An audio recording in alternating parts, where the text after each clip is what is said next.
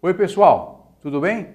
Você, Speakinauta, amigo que sempre nos segue há 10 anos, eu desejo um bom dia, boa tarde, boa noite, em suma, o dia, o momento que você estiver do dia, eu quero que você esteja bem, sempre seguindo a gente e veja-nos quando necessitar. Aliás, sempre que você estiver nos vendo no site, se possível, clica embaixo, lá embaixo tem um íconezinho, siga-me. Se você puder dar uma clicadinha lá, é legal, cria um estofo maior para a emissora. Livros em Revista, Ralph Peter falando com vocês novamente, programa que vai ao ar toda quarta-feira às 19 horas, na BCC Television. Eu, antes de passar para o nosso convidado, o Eric Francato, um jovem talentoso, eu quero agradecer novamente os trabalhos técnicos dessa turma maravilhosa, Betânia, Luciana, o Márcio, que sem eles nós não estaríamos aí permeando nas máquinas midiáticas que vocês possuem hoje, são maravilhosas também. Quero agradecer a Maria Estela Guedes, que através do seu site www.com, situado em Lisboa, nos insere em todo o universo lusófono, nos dá uma audiência bastante grande e principalmente bastante gabaritada, muito aquilatada, que nos avaliza no mercado inteiro. Muito obrigado. Você me permite só um lembretezinho? Claro. Aos colegas jornalistas. Jornalista, com diploma ou não, desculpa, vou fazer uma rima pobre.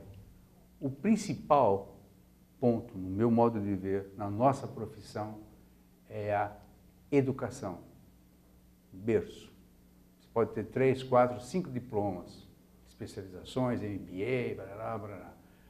Mas se não tiver educação, isso tudo vai para o ralo. Lembre disso. Meu caro, desculpe. Imagino. Eric Francato, poeta, escritor, teatrólogo, com 6 livros editados, jovem desse jeito, já com 6 livros, sendo que 4 para adultos e 2 para crianças. Lançou há pouco Bruxa de Vermelho, A Bruxa de Vermelho, pela editora dos Frades. Tudo bem, meu caro? Muito obrigado. Tudo bem. Por ter vindo de Araras, especialmente para abrilhantar o programa, dar colorido ao programa. Eu que agradeço o convite, primeiramente. Muito obrigado por ter me convidado. É importante estar aqui para nós conversarmos de um assunto que sempre é pertinente, que é a literatura. Afinal, a literatura é que proporciona o começo da vida de todo mundo, principalmente nessa fase da infância, que é o livro aborda isso, A Bruxa de Vermelho. Né? Eu sempre fui, continuo sendo, aqui vou morrer fazendo isso, acredito, ferrenho batalhador pela literatura infantil. Sim. Porque além de criar boas pessoas, você cria bons leitores. Sim. Que vai fazer o mercado de amanhã. Todos os meus filhos, meus netos, sempre, não sei se feliz ou infelizmente, tiveram que me ouvir. E eu faço isso com um prazer miserável. Não como uma missão, eu faço por prazer. Mas eu acho que todo pai responsável, avô, tia, tem que dedicar um pouquinho do seu tempo, e é pouco mesmo, Sim. à leitura infantil para eles, naturalmente. Embora algumas leituras infantis, o adulto pode perfeitamente se regozijar, uma boa. Sim. Mas é incrível como a criança se interessa, impressionante como eles absorvem e criam fantasias em cima daquilo que é o grande elan do negócio. Né? O que vai dar a base para eles, né? O princípio de tudo. Eles vão confabular várias coisas, de diferentes aspectos. Abre o universo, né? Exatamente. Às vezes, um livro que você lê, de repente, daqui a algum tempo, em uma outra fase, você se lembra de algo dele e ele fale com você. Exatamente um livro que naquele momento que você leu, não falou nada com você, mas a importância de tê-los, principalmente no mundo de hoje, que está numa tecnologia muito avançada e muito corrida, que as pessoas não têm mais a paciência de parar com o filho e dedicar um livro a ele. É melhor ele jogar um videogame para não atrapalhar do que demonstrar os livros, o que ele pode escolher, uma capa que lhe caiba melhor na primeira infância, que é o caso que eles veem muito a observação do aspecto de como que está o desenho, como que é o nome, algo menor que chame atenção, que não é o caso do conteúdo a princípio, mas que isso é muito importante, mas isso depende de muita dedicação e esmero dos pais. É isso que eles têm tido pouco. Então eles preferem muito que as crianças fiquem no videogame, fiquem na televisão, fiquem no mundo de tecnologia, porque isso acomoda os pais. Então é muito pertinente nós voltarmos sempre com esse assunto de que os pais deveriam e devem propor este mundo de fantasia aos filhos. Este mundo que eles próprios percebam as coisas que eles veem, tanto como um desenho ou como lido, como aquele que eles leem. Não é? E você sabe que eu tive uma experiência esses dias desagradabilíssima, indo na tônica do lance do videogame. Sim. Eu tentei ler para uma criança, acho que 4 anos a criança tem, 4 anos. E ele disse, não, isso está muito chato. Isso é muito chato. Estou sentindo que os nossos livros deveriam, não digo aprimorar, mas se encaixar nesse universo da eletrônica. Não sei como, não faço a menor ideia. Porque é justamente isso que você falou. O pai não tem paciência. E isso transmite para o filho, que pega hoje um celular qualquer e tem ali 500 joguinhos para o cara jogar e ele fica jogando. E naturalmente a leitura não é tão gostosa quanto um joguinho. Sim. O joguinho atrai muito mais. Sim. E eu fico com medo que a literatura perca espaço para isso. Eu acredito que não, e eu sou um pouco contra tentar se adaptar sempre, porque parece que é uma zona de conforto que nós sempre temos que chegar até lá. Então, por exemplo, se nós alterarmos alguma coisa na literatura para chamarmos a atenção da criança, é porque nós não vamos tirá-la da zona de conforto ainda. É importante que ela tenha essa atitude, é importante despertar essa atitude nela. Daí é isso que você está me dizendo, despertar de um modo diferente.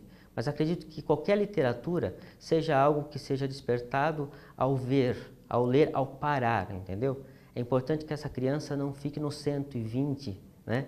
Naquela correria. Já está com 220. Exatamente, né? O tempo todo. É importante que ela pare e reflita e veja o livro, porque o livro faz isso. Na verdade, a televisão não faz, a coisa já vem mastigada, claro, não é? TV, eu não sei você, mas eu evito ver televisão. Televisão para mim eu passo na sala, minha irmã está vendo, eu sou obrigado a ver e tal, mas via de regra eu não vejo televisão, porque é uma indústria para embotar a tua inteligência. Sim, sim. O que é diferente da literatura. A literatura te abre o universo, Sim. te expande. Sim. Agora, é muito difícil, eu entendo o que você falou, e não é o caso aqui da gente ficar discutindo isso, mas eu acredito muito na evolução. Sim. E eu acho que, se você olhar, você tem quantos anos de idade? 31. 31, parece 20 e poucos, 31. Obrigado. Mas se você olhar 20 anos para trás, Sim.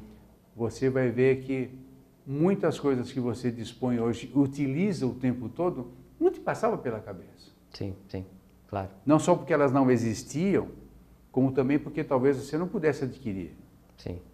Então, isso é um processo autofágico, eu concordo com você. Exato. Ele vai, ele te atrai, ele te consome e você fica consumido. Isso. Literalmente. Literalmente. Eu entendo perfeitamente o que você falou. Sim. Só que é um papo longo isso, né? Sim, sim, realmente. Os 4 livros que você escreveu para adultos, que linha? O primeiro é um romance. O segundo, Pode falar o nome, por favor. O primeiro é Almirante do Mundo. Almirante do Almirante Mundo. do Mundo, que é um romance misturado com suspense. O segundo é O Incrível Dr. Karloff. É um livro infanto-juvenil, mais para pré-adolescência. Dr. Karloff. Que lembra né? O ator, né? Exato. Boris Karloff. Isso, né? É o múmia, né? Múmia, né? Exato. Exatamente. Gente fina, cara. O terceiro foi As Três Noites de Cleópatra, que traz a história de Cleópatra para os anos 70. né? Olha que legal. Que eu acho muito interessante. O quarto foi um livro de administração, que é o Chefe e o Líder, que eu mostro as diferenças entre o que é chefe e o que é líder. E como é que, entre o chefe e o líder? Sim.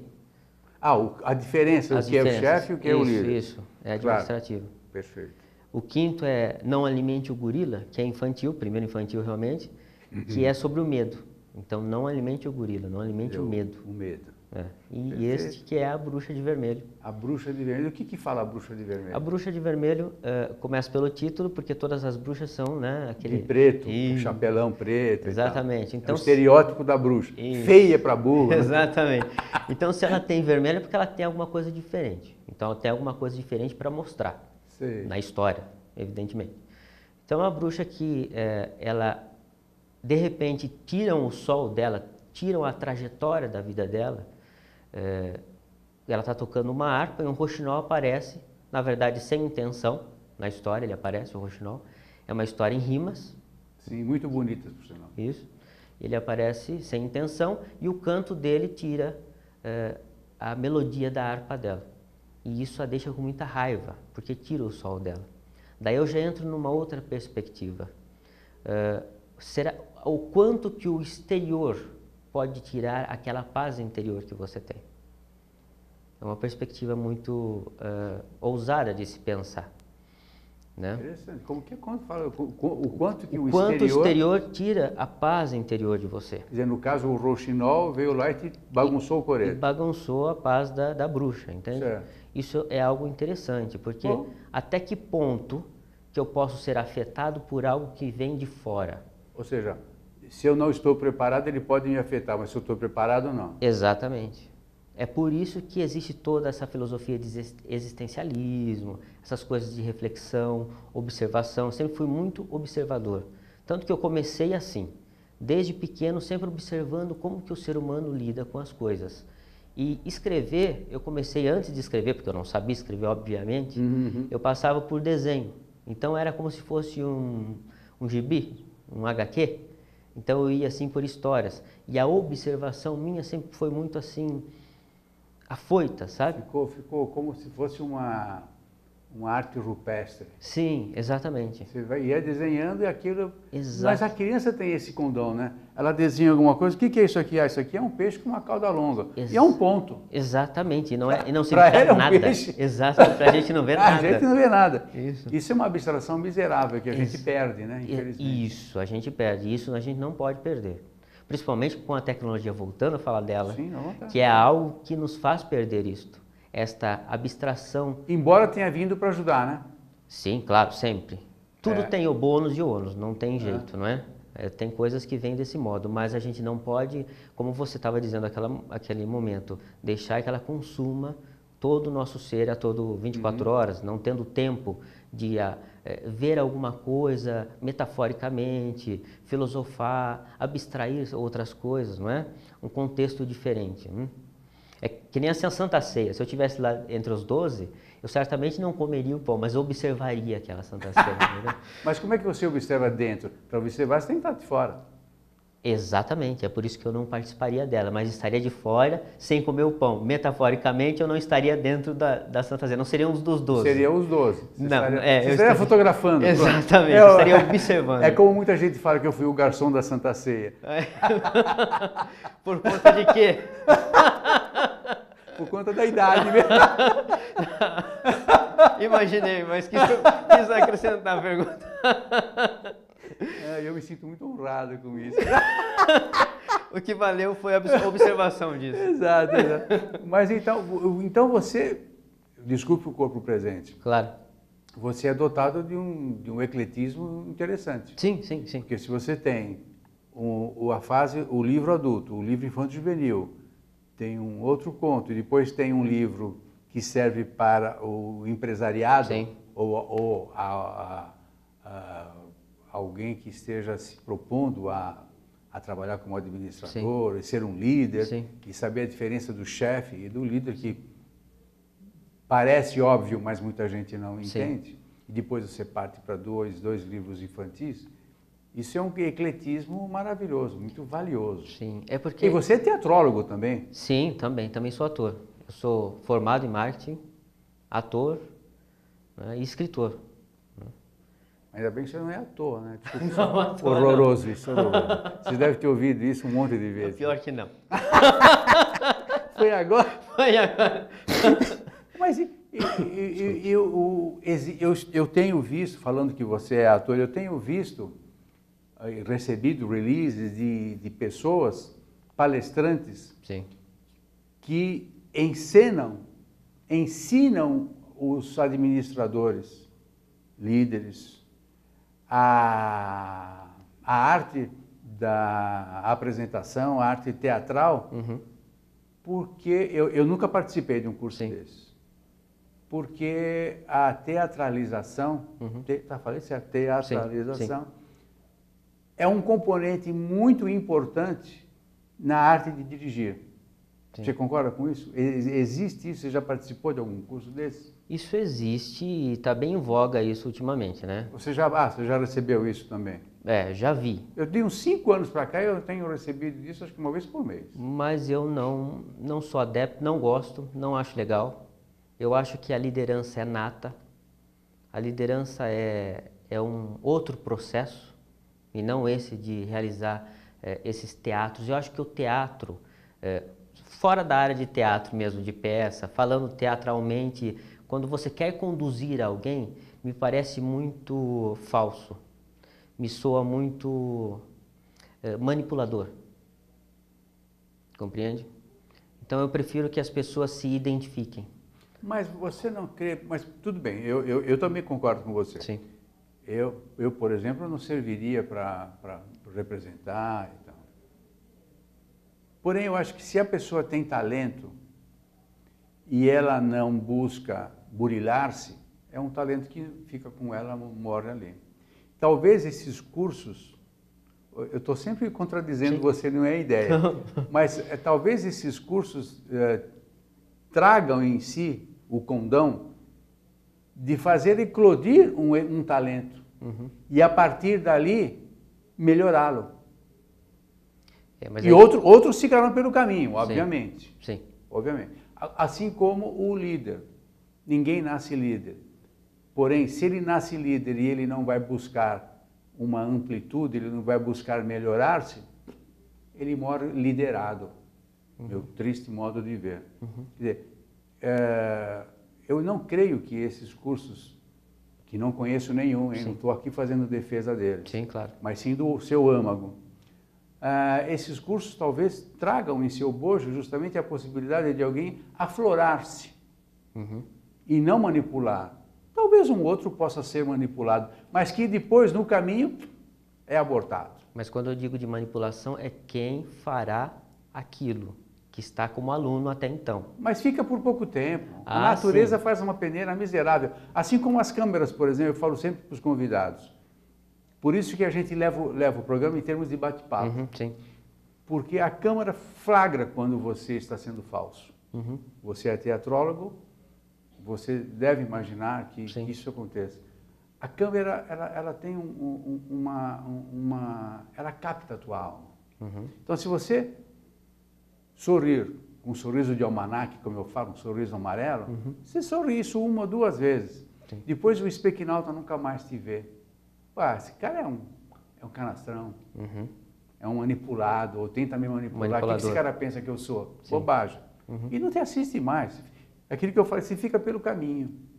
É um dos tantos fracassos que existem por aí. Você concorda com isso? Concordo. É exatamente isso realmente que eu penso. Mas é importante que às vezes, esses fracassos, às vezes se dão bem. E é esse o meu medo. Mas é um em 1 milhão. Não... mas assim como vezes... um dia desses eu fui assistir uma cantora, não vou nem falar onde, porque senão se identifica, aqui em São Paulo, que olha, eu nunca fiz isso, tenho 70 anos, eu nunca fiz o que eu fiz sexta-feira passada. Eu saí na 3ª música. De tão ruim que era. Tão ruim, uma coisa louca, um negócio... Sabe que dá a impressão? Mas a mulher tinha uma voz curta e absolutamente desafinada. Agora, o grupo que a seguia, os músicos, em primeiríssima linha. A impressão que me deu. para encerrar, senão nós vamos falar do teu livro, é que a mulher ou o marido dela tem grana e ela tem um sonho de cantar. Então, pagou por isso. Entendo. Mas olha, não vai vender. Para mim, pelo menos, eu paguei o ingresso. Olha, mas eu nunca na minha vida eu fiz isso. Não dava para... Bom, vamos lá. Qual é o público que você prefere, já que você é tão eclético? Não tenho preferência de público. Eu prefiro... vamos lá, eu prefiro as pessoas que pensem, que filosofem. Eu prefiro pessoas que não queiram um livro mastigado. Eu não dou um livro mastigado para ninguém. Entende? Eu não dou detalhes mínimos das coisas que acontecem durante o livro. Eu dou mais ou menos um caminho. Eu gosto que as pessoas sigam aquela fantasia ao modo que elas vão lendo e do modo delas. Entende? Eu não gosto daquelas pessoas que às vezes se perguntam assim: Eric, mas eu gostaria um pouco mais de detalhe, parece que eu não entrei completamente nesse livro. Aí, não é? Cabe a cada um. Aí é seu ponto de vista. Sim, mas ela tem o direito de questionar isso. Ah, claro, tem esse direito, mas eu tenho o direito também de responder nada. Não, mas você não acha que isso fica meio arrogante? Sei que não é essa a tua ideia. Não é. Eu sei que não. Mas eu estou me colocando no lugar da pessoa que pergunta para você e você dá uma resposta dessa. Pô, eu não sei, pensa como você quer. Eu talvez me calaria, não daria essa resposta. Estou dizendo em tá, relação ao público. Eu imaginei que você tivesse respondido a alguém isso. Não, jamais faria isso. Tá, então eu te pergunto. Eu acho legal, é inteligente. Ou seja, o final principalmente, ou o cerne da história toda, fica por conta do que ele sente. Sim. Mesmo porque, se esse teu leitor hoje, como você falou no início, isso acontece comigo com muita frequência. Se eu leio um livro hoje que eu li há 10 anos, eu tenho outra visão. Sim. Eu vejo ele diferente. Isso acontece com viagens que você faz. Você viajou para Buenos Aires, por exemplo, ou para Araras. Sim. Sou um visitante de Araras. Então tem lá aquelas coisas básicas que todo turista gosta de ver. Mas existem detalhes que, dependendo do momento em que eu estou, eu não vejo, eu não percebo. Exatamente. E no livro é a mesma coisa. Sim. Presumo. Sim. Agora que você abriu que você gosta de jogar o assunto para que o cara resolva, Sim. Acho legal isso. Isso acontece muito com cinema. O cinema sueco é assim. Sim. Bergman, né? Exato. Ele joga lá, você entende o que você quiser. Exatamente. Dane-se. É. E a gente se dana mesmo. Mas aí que está a filosofia, o caso de pensar. É isso que eu busco tanto, sabe? É isso que eu imagino tanto. As pessoas, elas perderam um pouco essa noção de sentarem e pensar direito no que está acontecendo. Você sabe que eu tenho impressão, isso já há algum tempo, hein? Desde há muito tempo, Sim. eu comecei a perceber que existe uma certa maquinação, não sei se voluntária ou não, para a idiotização da população. Eu vejo isso nos desenhos animados, onde há excesso de brutalidade, excesso de burrice, excesso de tudo que é ruim, mas dificilmente tem algo de bom, a não ser o entretenimento, com aspas. Você não tem essa impressão? Não muito, sabe, Ralf? Eu acho que mesmo que for um desenho... As pessoas estão burras. Pô. Mesmo que for um desenho ruim, eu acho que se você tem a capacidade de discernição, de discernir alguma coisa, tirar alguma coisa de bom daquilo, eu acho que é muito importante. Mas você vai contar... Mas sabe que aí é que está. Aí nós entramos num outro papo do ambiente. Então você tem uma criança da classe C, por exemplo. Da cultura, você está dizendo. Exato. Não, eu do ambiente, porque a criança da classe C também vai na escola. Claro. Claro que não vai na mesma da classe A, mas ela vai numa escola. Sim. E tal. Tem um modo de andar, vamos chamar assim, culturalmente falando. Sim. Então, eu tenho um poder de discernimento de acordo com as informações que eu tenho. Mesmo que eu tenha um grandioso poder de abstração, Eu estou jogando isso para você, Sim, porque claro. pode ser que eu esteja errado. Sim, claro. Mesmo que eu tenha um grande poder de abstração, se o meu ambiente não permite passar de determinada linha, eu não passo dali também. Sim, concordo. Não é isso? Sim, exatamente. O ambiente faz toda a diferença. Eu acho que faz, sim, viu? A circunstância, a situação, por tudo que se passa. Principalmente circunstância. Claro. Né? E me lembra uma coisa, quando você me disse que eu lhe respondi que cada um tem que ter seu ponto de vista ao ver o livro, eu me lembrei de algo muito importante. Você entra numa galeria de arte, tem o quadro. Às vezes tem o nome do quadro, uma legenda. Mas nunca tem explicação do que é aquele quadro. Cabe a você imaginar o que é aquele quadro. E toda a arte eu vejo assim. Tanto como na peça teatral, quanto no livro. Sim. A arte não é feita para ser explicada. Tanto que você sai e tem diversos comentários. Exatamente. A arte é para ser sentida, não é? Você sabe que... Perdão, desculpe. Não, pode falar individualmente. A minha ansiedade foi maior que a educação. Não, pode falar, é isso mesmo. Você sabe que uma vez eu conversando com um pintor, pintor, escritor, o Antônio Petkoff. Sim. Eu perguntei para ele, eu comprava as artes dele e ficamos amigos. Eu escuta, como é que você define a arte? Ele falou, não define. Exato. Você gosta ou não gosta? Sim. É igual agora eu estou falando, ele não falou isso. É igual um pedaço de pão. Você pode gostar ou não gostar. Se você está, por exemplo, com um fígado baleado, qualquer comida que você coma não vai te fazer bem, você vai gostar. Uhum.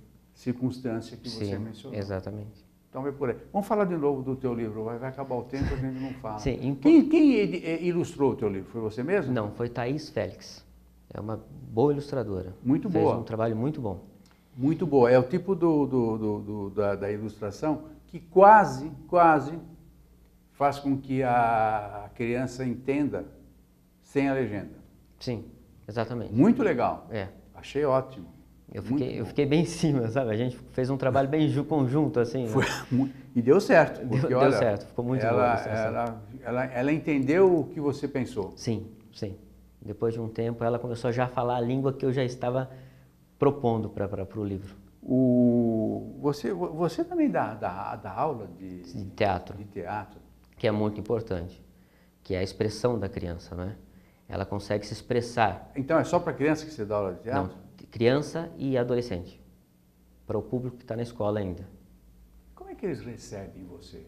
Eles gostam, eles vibram? Como é que é? Eles gostam muito de teatro, porque no teatro eles podem brincar com os personagens, né? Eles podem cada hora ser algum personagem. E isso traz... Porque todo mundo tem todos os sentimentos, você sabe disso. Basta a gente alimentar alguns, outros a gente tem que enterrar e assim vai a vida da gente. Circunstancialmente falando. Exatamente, mas essa é a vida. E é muito importante quando eles vão com um personagem, algum exercício teatral que exponha algo que eles gostariam de expor, mas não tem essa facilidade ou essa situação ocorra dentro da classe, dentro da casa. Então, no teatro eles conseguem envolver mais esses sentimentos que eles têm.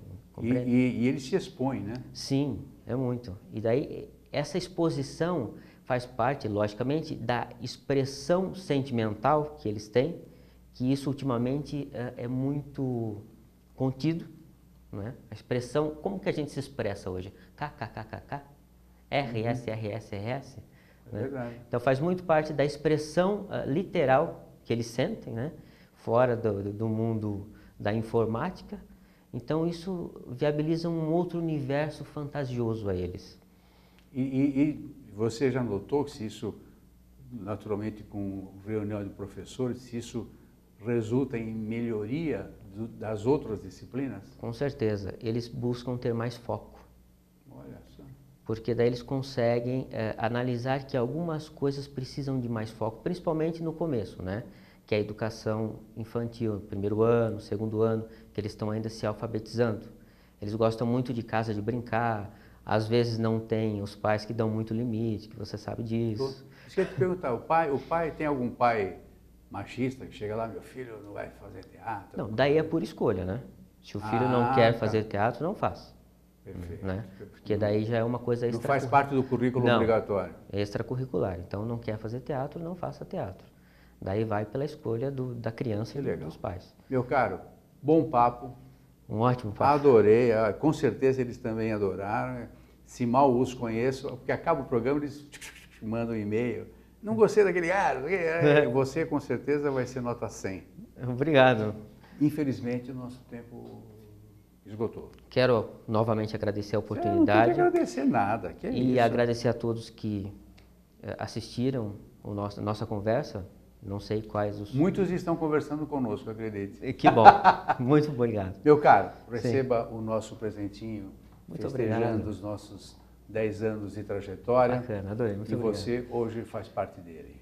Obrigado, grato por isso. Prazer nosso. Prazer meu. Valeu? Nós conversamos com o Eric Fancato, escritor, teatrólogo, professor e um monte de coisa. Obrigado pela paciência, audiência, até já. Tchau, tchau.